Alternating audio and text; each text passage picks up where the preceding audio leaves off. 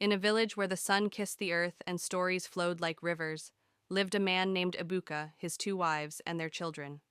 But harmony often hides. Ngozi, the first wife, hums while braiding Amanda Nkechi daughter hair. Amanda adores Ifeanyi, her half-brother. Nkechi, the second wife, watches bitterly from afar, muttering, "Why does her sun shine brighter than mine?"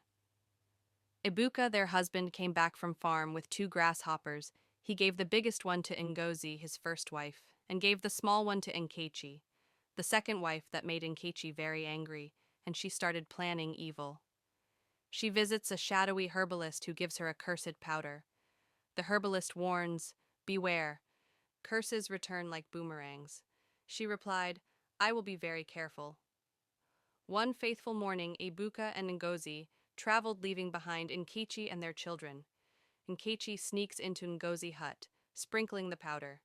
Ifeanyi toddles in, touches the powder, and screams. Kichi gasps falsely, "A snake bit him! I'll find help."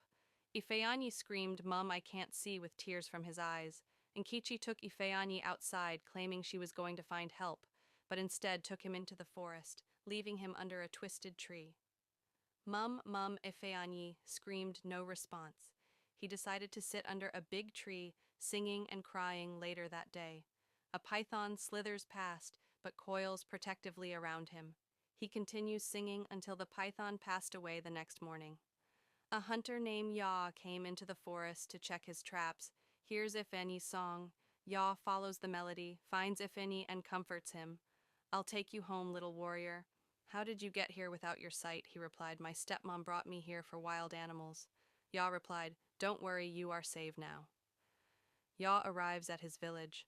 Ngozi sprints, embraces Ifeanyi, and kisses his eyes. "Mum, Mum, is that you?" "Yes.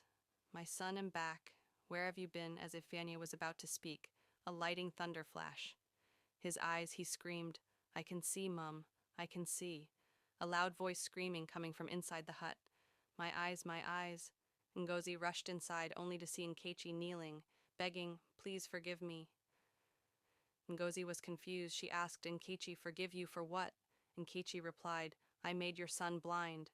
I even took him to an evil forest, but I don't know how come he survived."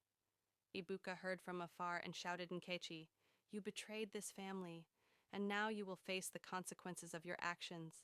Go and find peace outside my home. You don't belong here." Ibuka said.